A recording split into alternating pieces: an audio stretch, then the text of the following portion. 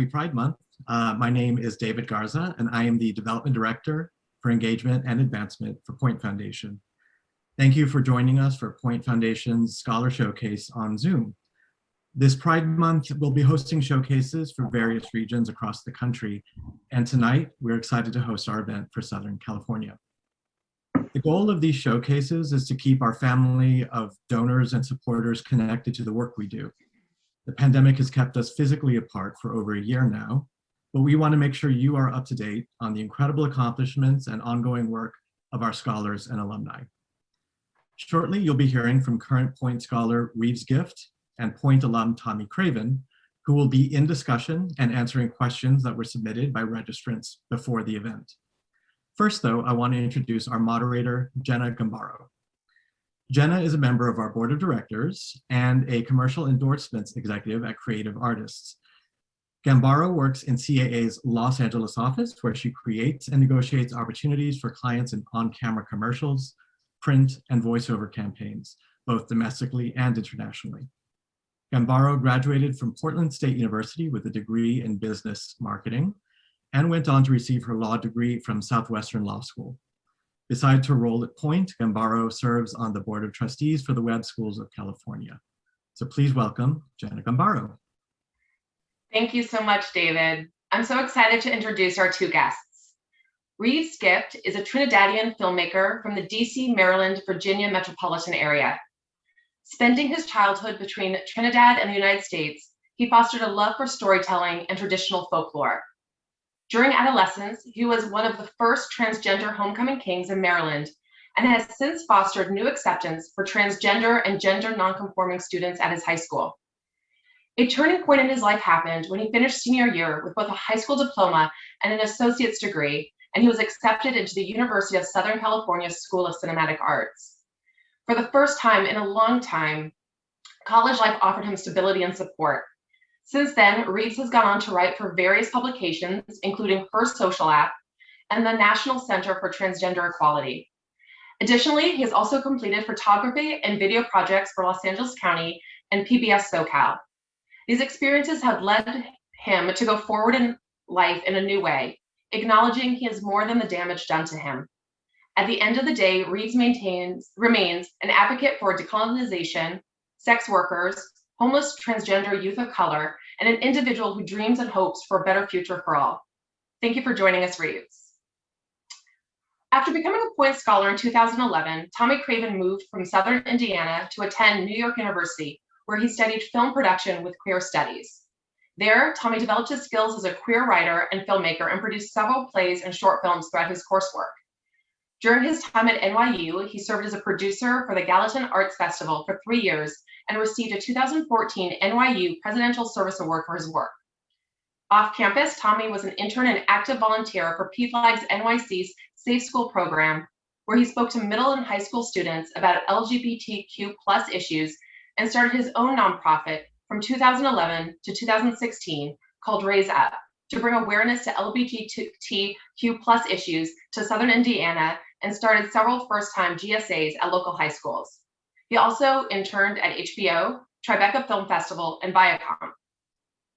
Tommy graduated cum laude from NYU in 2015. Upon graduation, he began working as a writer and producer at Logo, VH1, and MTV, creating content for RuPaul's Drag Race, earning him several Pro Max awards. Moving to Los Angeles in 2016, Tommy accepted a role at NBCU, working in creative development to create custom marketing and content solutions for brands across several NBCU properties, winning a Telly Award for his work on New York Fashion Week. In February, he was promoted to senior manager of creative development, continuing to ideate and execute creative solutions with NBCU's new one platform approach and streaming service Peacock, while being actively involved in the company's bold DEI and Explorer programs, aiming to reinvent the corporate culture of NBCU for true equality and inclusion into the future. Tommy continues to pursue personal creative ventures from writing to podcasting, including his autobiographical 6-part podcast, Shoot, available on Apple Podcasts. Thank you for joining us, Tommy. Reeves and Tommy, we learned a little bit about you from your bios, but can you tell us more about your education journey and how Point Foundation impacted that journey? Reeves, would you like to start? Yeah, I could start. Hi, everybody. Thank you guys for joining us this lovely, I suppose it's like, well, a little bit past lunch evening in Southern California. For me, my education was a surprising journey. I didn't expect to go to college when I graduated high school. I kind of, it was, I will say I was probably not being very fair to myself, and I assumed it was just not in the books. And then I got accepted to the University of Southern California, and then Point came into my life around my sophomore year, where it's actually my second time applying to Point. The first time I did not get the scholarship. It's okay, second time's a charm. And I think Point has definitely been transformative in terms of just the privilege I think it allows me, like just in terms of like support, not just in terms of like financial support, but also I have mentors. I have 1,000,000,001 people I can reach out to for help. Tommy, you're in my pocket now as an as a future assist if I ever need advice on something. So I hope you're okay with that. And it's just truly been a really amazing family to just pop out of something I never thought could be possible for me.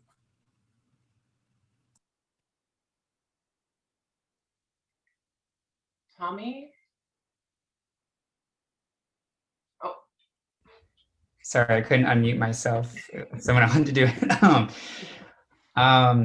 Yeah, I was a first generation college student, so no one in my family had attended, and I was the oldest of 5 kids from my mom.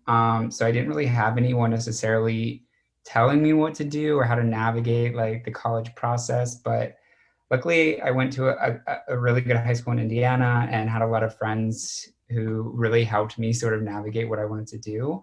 And I had a passion for specifically writing, but then that kind of turned into, making little home movies and doing stuff for high school projects that I realized that I really wanted to translate that into film.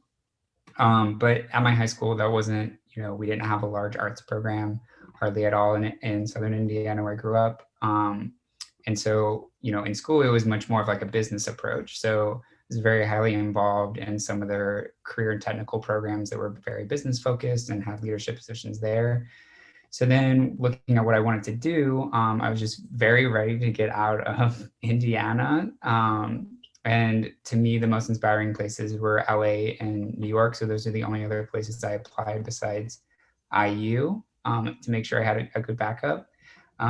And yeah, I got into the school that I wanted, which was at NYU. Originally thinking I would go in more from like the business approach of film, but slowly getting wrapped more and more into the creative, which is interesting now. Like I play much more of like a producing role in a lot of aspects on the business side. But throughout my journey at NYU is very much, finding any opportunity to be a part of a film that's writing, directing, acting, even, and a lot of the stuff that you have to do just because, you don't have any money to shoot anything or pay actors. So that's a little bit about, what I did as far as education goes. that's awesome. And what do you feel was the greatest benefit of being a Point Scholar? And Tommy, do you want to start on that one? Yeah. I mean, for someone like me who was in Southern Indiana, I didn't have a lot of role models. I didn't even have a lot of queer people around me that I knew of. And so I remember the first Point conference I attended, that's the first time I heard the word transgender and sort of had met someone who identified in that way. And then, eventually through my Point Career meeting, people identify as non-binary and just, learning a lot more about our community than just being like a white, cisgender gay man like myself. So Point just opened my eyes both to our community and how I sort of fit into that piece, but then also connected me with people that I could just never imagine connecting with. My mentor specifically worked for Live Nation. He was a professional in his own right. He had a partner. He had a very nice apartment in New York City. And that's just something I had never aspired to be or didn't recognize that as a person that I could grow up to be. And so when you start to see, and we'll get into this later, that sort of representation in your own life, it just opens up your eyes to what your potential is and what you can really do with your life. And that's, to me, was the biggest benefit, is all those doors and people that the Point put in front of me to meet and grow with. Great. And Reeves? I think in a very similar note, I think the best gift Point has given me is just the ability to be around like older LGBT people. Like I get so excited when I realize like, oh my God, we get old, we get happy. And just like it's so small, but I get so excited about hearing about that. And it's just very inspiring and makes me very hopeful and very excited, I think, to just participate in the world around me. I think in a way that I definitely did not have when I was much younger.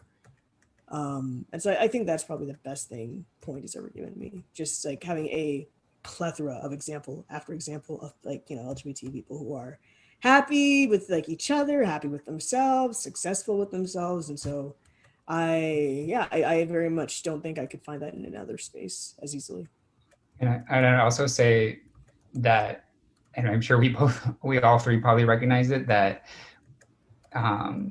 the arts are underfunded, and there's definitely a lot of other scholarship organizations out there that are reluctant to fund like arts careers and art studies. So having a place where you could both be yourself as a queer person, but then also be able to pursue whatever passion you wanted that felt in line with your career and what you wanted to do was huge. So I remember scouring the internet just looking for any way to fund the insane NYU tuition that it takes to go to film school there. And, you know, Point was one of those that didn't discriminate in that aspect. That's fantastic. So you both kind of touched on it, but what made you be drawn to the entertainment storytelling space? What was it? What did you see? What did you hear? What drew you to this? Either Tommy, do you want to? Sure. Yeah. So it's funny, like I used to have, my mom made me fill out like every year after like the last day of school, we would have this little like, it would have like your school picture on it and like what you wanted to be when you grow up. So it's like consistent from like first grade that I was either going to be an OBGYN, which I called the baby doctor back then, or a filmmaker, which makes sense because the two biggest things in my life were my mom having a ton of kids and me watching movies and TV shows all the time. And I think from a very early age, I just recognized, one, how good you are at telling stories and you would gravitate towards what you're good at. But I always felt like I got a lot of praise from my teachers with like when I would have to write a story for class or whatever. So it just makes you feel good about yourself, right? So I think that gravitated, but I also just remember escaping in movies all the time. Like I always wanted to go to the drive-in or the movie theaters when I was a kid and just sort of have that 2-hour experience where you're drawn into another world and get to see a different perspective, and realizing that I could have some control or part in telling my stories and other people's stories, that just what I gravitated towards. And also in high school, like the easy way out of certain projects was to make a movie. And whether it was me doing it or my friends being like, oh, just we'll be a part of Tommy's group so that he can just make a movie, you know, I would die for you to see some of those. But you know, whenever you start to become the person that's known for doing something, then I feel like you start to like lean towards that direction too.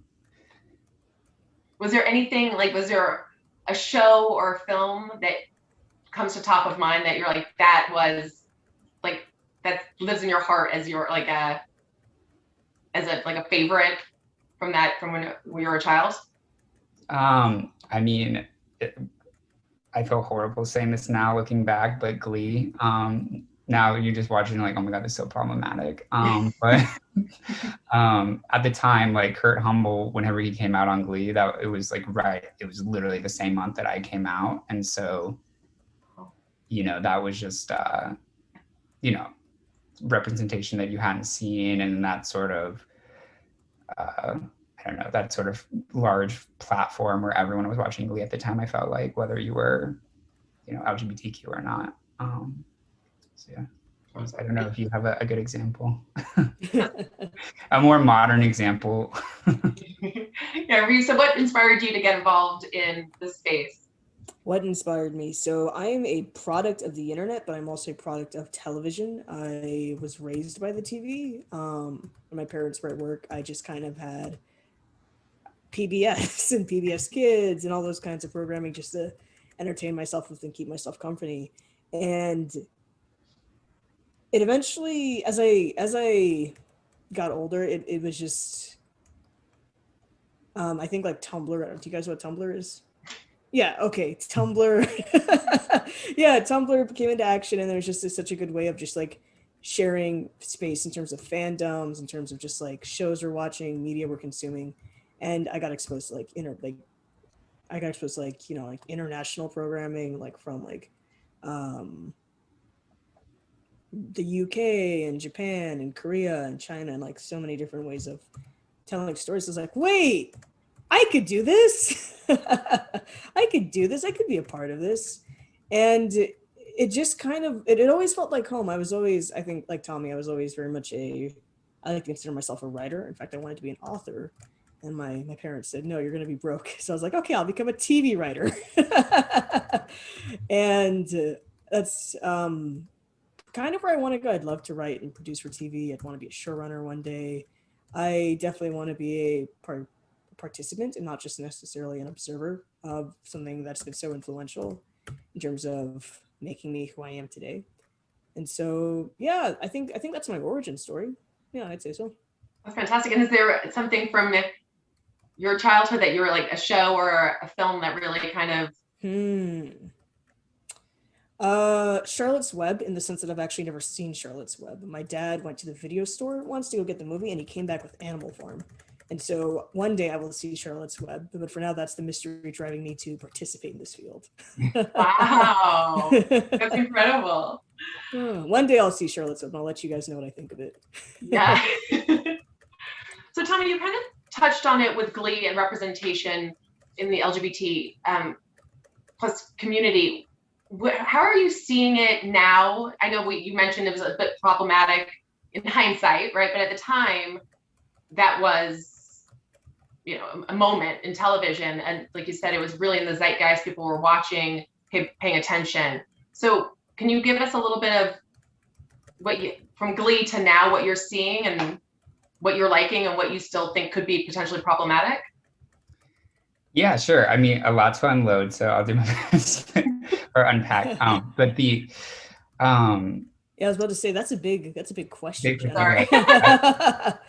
That's what my whole colloquium was. That took years. No, but I think what I see more and more. Well, to respond to your question, so I don't detour, and then I will. I feel like we are at a time where we do have a much larger catalog of film and TV shows that really show a larger breadth of what it means to be queer and queer experiences. And, sometimes those are made by queer people and sometimes they're not. And you can sort of tell the difference. And there's at least a conversation and a more accessible conversation about when things are problematic. And, it's very easy to cancel something or cancel somebody in this world with social media and really jump on, if you see a cis actor who's going to be playing a role, a trans role in an upcoming film, they will get the heat and have to decide for themselves whether that's something they want to participate in. But at least we have now the forums to have those discussions out loud instead of just, being beholden to whatever Hollywood puts out there for us. I think what I've been thinking about more, because I think it's great to watch, diversity on TV. But I think more now, day to day, I'm thinking more about how is there equity behind the scenes, and what are we really doing to uplift, the creators of this material and where these stories are coming from, that they're not just being ripped out of the hands of queer people and then they have to watch it on screen and never get any of the credit for it or specifically the money for it. And so a large portion of what I'm trying to do at NBCU is not only create great content, but create a great culture that, extends to ensure that not only what you are seeing on screen is great, but that that it was like ethically and purposely created behind the scenes in a way that really brings queer people to the forefront so that they are telling the stories and they are getting the recognition and they are getting the money so that they can be powerful in Hollywood and not, again, continue to be beholden by the same groups of people that we always have been. Yeah. Reeves, how are you seeing representation currently?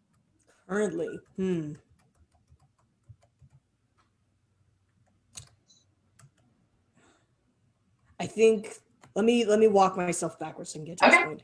I think that the first exciting, well, you had Glee, Tommy, and I think Orange is the New Black came out like after, I think, and that was one of the most exciting things on Tumblr at the time. Just in terms of just having, you know, like Liver and Cox, having like so many other very wonderful stories, or just people. It's just, you know, just people having people like visible and being able to see them. I think that was exciting. And I think right now it's transformed a little bit. I think the types of stories and the ways we tell them, I think, have definitely transformed in terms of just like including queer people in there.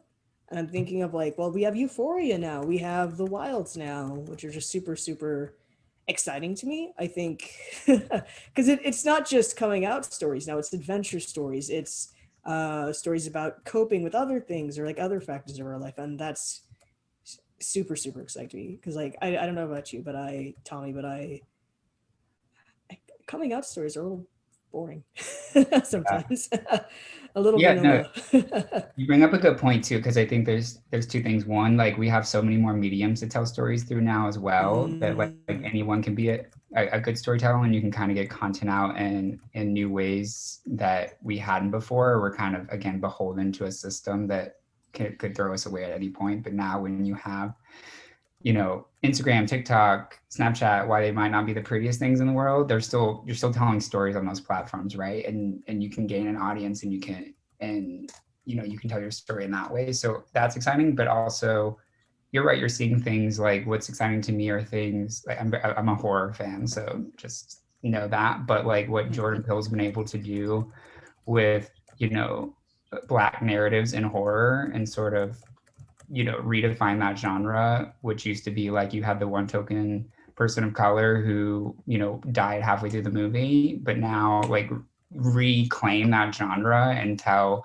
narratives, to your point, that aren't necessarily what we're used to, is exciting to me. So I would love someone to do the same with like a queer horror narrative, and really like redefine the genre in that way. But I think we're seeing a lot of that happen. Great. And how it's kind of a companion question is, how can film, television, and creative storytelling impact LGBTQ audiences? So how, I think you kind of touched on it, but if we can be a little bit more specific about the impact. Reeves, I don't know if you want to start this one. There is a really great quote by Octavia Butler, who's an author I recommend everybody checking out. And I'm going to completely butcher and paraphrase it, but it's essentially, she was asked once, why aren't there a lot of Black female writers in sci-fi?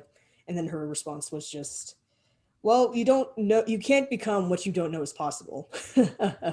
And I think earlier in this session, I mentioned like, oh my gosh, it's so exciting to be part of Point and seeing LGBT adults just being happy and having lives. I thought that was just super impressive. And I think the power of just having representation on a screen, on a web show, on TikTok, or just however you want to publish your work, I think that's super, super exciting. Just in terms of like putting a visual, or even just verbalizing like what is possible for us, like maybe if we're younger, what is possible for us like when we grow old. Yeah, that's I think that's giving us I guess hope. I think particularly with the year of a pandemic, I think we need a lot of hope right now, and that's something I think it'd be very, very important to have, just in terms of how important seeing ourselves reflected on a screen is.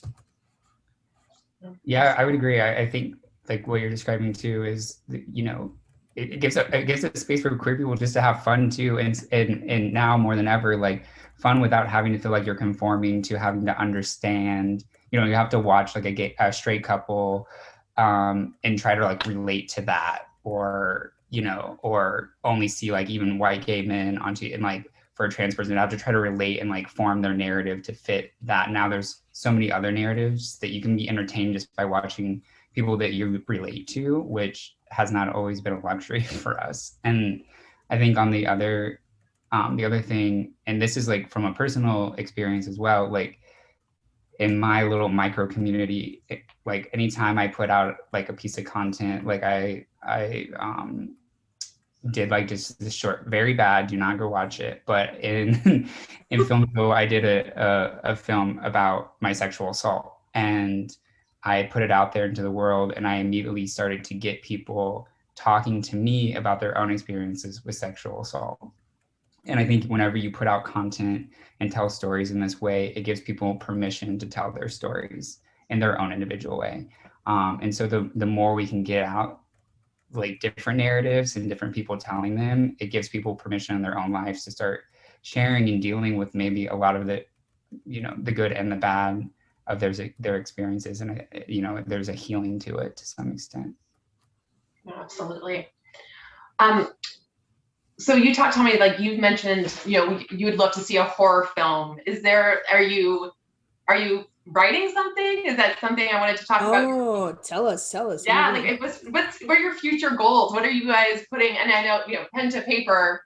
I understand if you don't want to say it in a public forum because you want to keep it, you know, hush hush. But is there something? No, nothing is, you know, no one owns the rights to my materials. So, not yet, so I would love to have said that.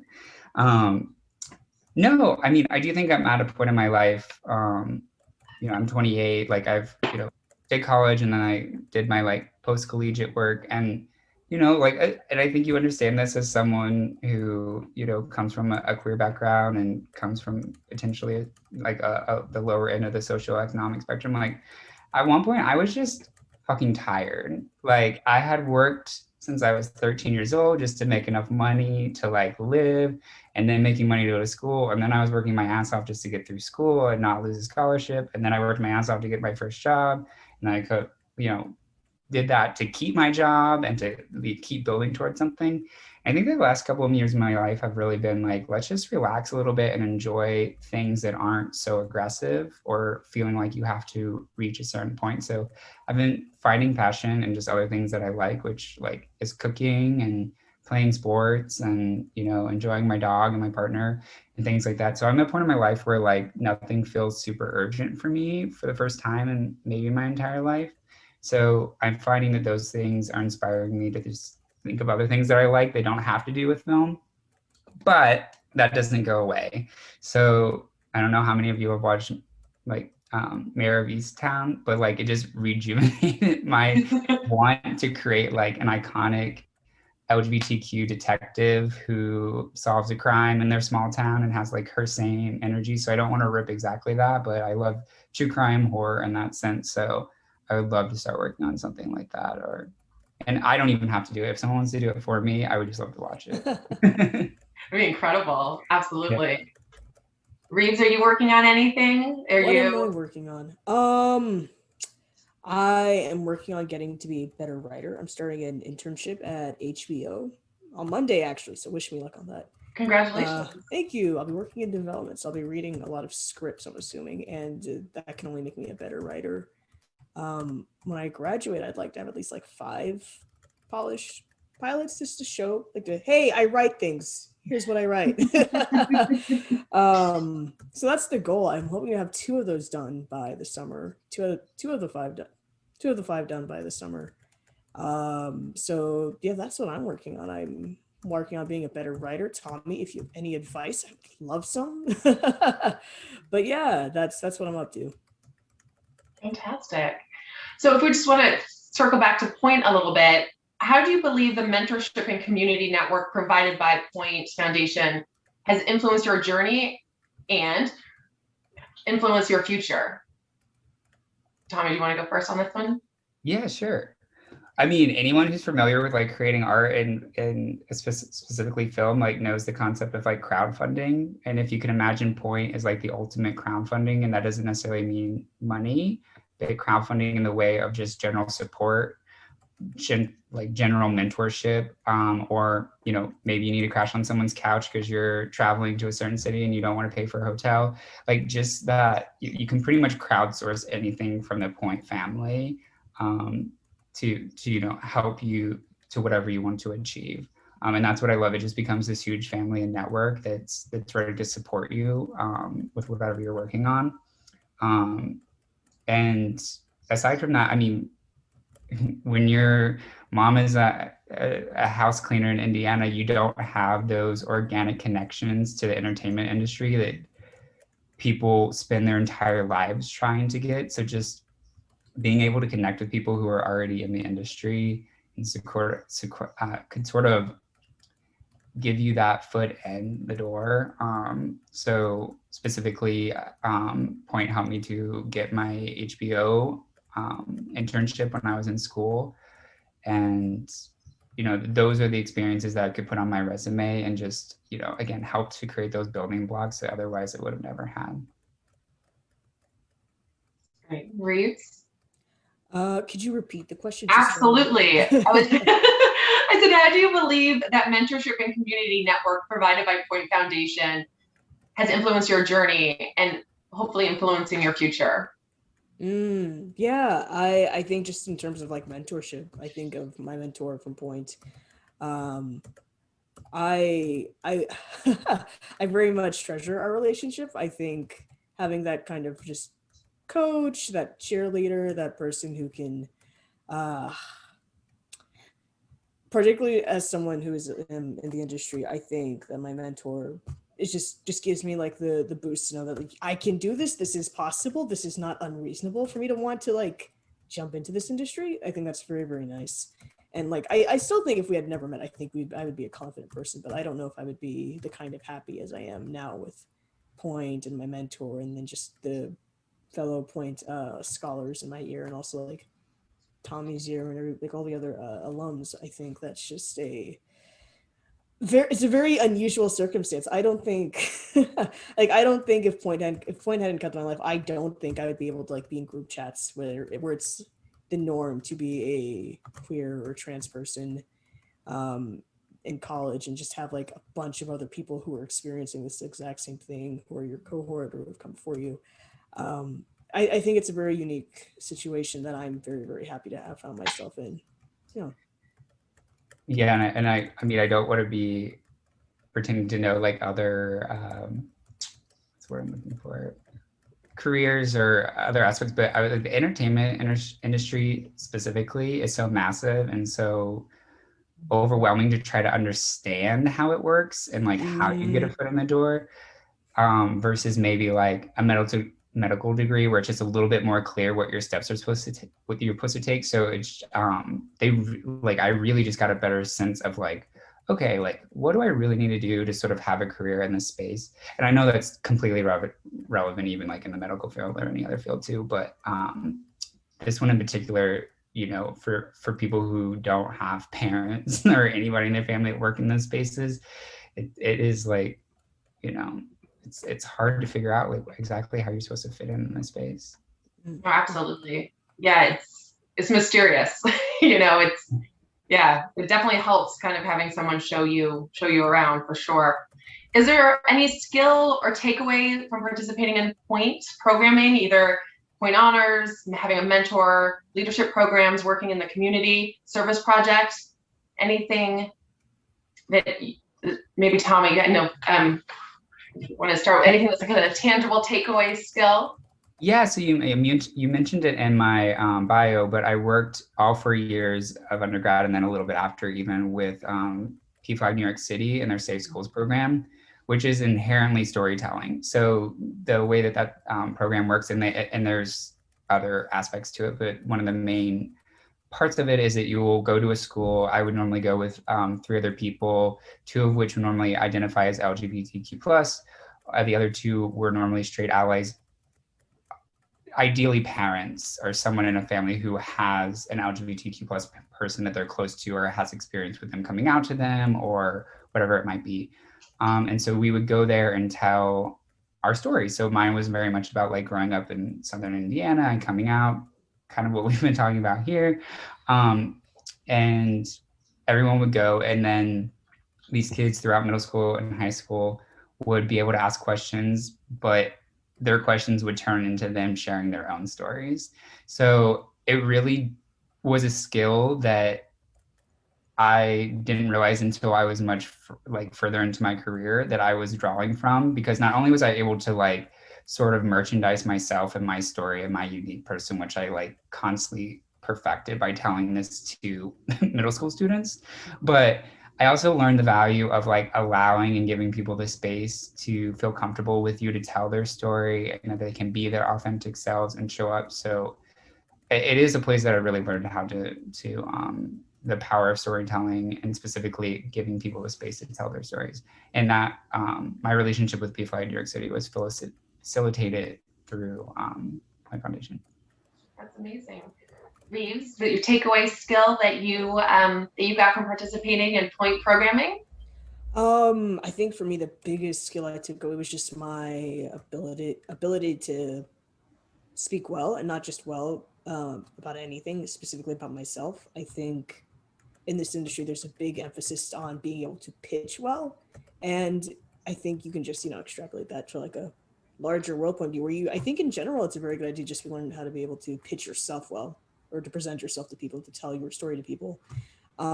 Just in terms of like, that's how you connect to people. That's how you be memorable to people in the room. And I think my participation in Point has definitely given me more confidence, more, I suppose even words, I think, to talk about myself, to speak about myself. And I think that's the biggest takeaway I have on my end. Yeah. It's interesting that you brought that up, because now that I'm on like sort of the flip side of like hiring and culture at a corporation, the like just speaking skills and sort of an ability to interview, and even as bullshit as it is, just like look good in a suit or whatever you might be wearing to an interview. It is something that I learned through Point, and like sort of building my professionalism, and but sometimes that can be problematic to some extent. Not that Point is perpetuating that, but it's funny now looking back, because I used to hold those things to such high value, but now I'm literally having meetings with people where I'm trying to like rewind that back, where if like someone comes in from an interview and they're just out of college, we don't know what their financial situation is. We don't know what sort of background they have to be able to like come to an interview fully sort of realize of who they are, and to make sure that those people have opportunities too, because it is a privilege, even us as Point Scholars, to be able to get that experience, and then be able to take that and translate it into getting a job, getting an internship. So I don't know, it's another realization for me now, being on the flip side of like trying to dismantle hiring practices and sort of how we interview and create, and debiasing that as well. Incredible. So I think we have time for one last question, and it is, what is your advice to the incoming class of Point Scholars, which are going to be announced later this month? So Reeves, I'll start with you. What is your advice for this new batch? Go in bold. I don't know about everybody else, but I was very worried I would lose my glimmer or my spark because of just being in quarantine for so long. Like, I got a haircut this morning and it was the most human interaction I've had. It's such a long time. And I think, particularly for a new class who I'm assuming is going into college in person in the fall, possibly hybrid, possibly Zoom, I think that you should go in and, it's going to sound very vanilla, but be yourself, be you, I think, and be confident in the you that you are, even if the you now will change in like 6 months. It probably will your first year of college, but I still think that you should honor your experiences and everything it took for you to get here, because I'm assuming it might not have been easy. And yeah, so go bold and be yourself. Great. Tommy? I would say the same, and also like it's almost inevitable that imposter syndrome will take over. But every space that you find yourself in, you deserve to be there. You deserve to be at any of the Point events. You deserve to be amongst those people, your other scholars. When you get to your college classroom, you might be sitting next to someone whose parents own a multi-million-dollar company. You deserve to be in that classroom. Keep learning, keep pretending like you're the hottest thing in the room, because you are.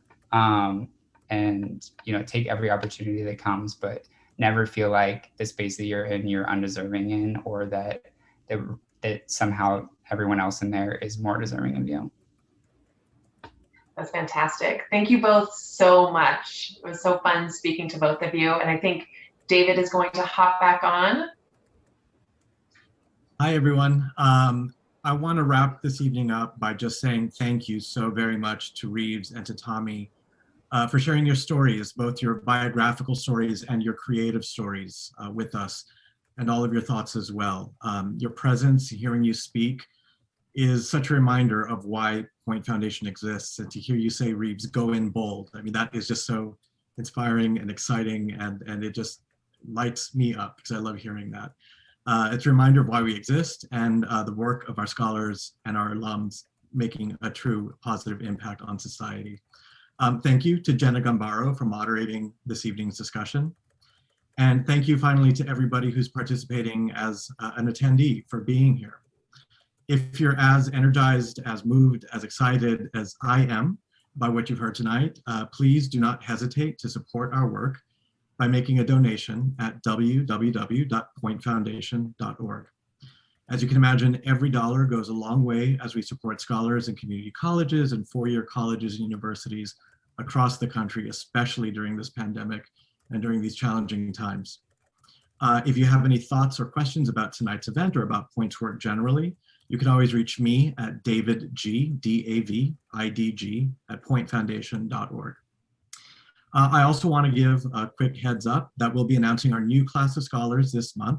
So please follow Point Foundation on Facebook, on Instagram, on Twitter, and as of this week on TikTok, which is really exciting. You can follow us across many channels. So please do that. Please keep in touch. Please stand by for our announcement this month and become part of this Point Foundation family. With that, I just want to say happy Pride one more time.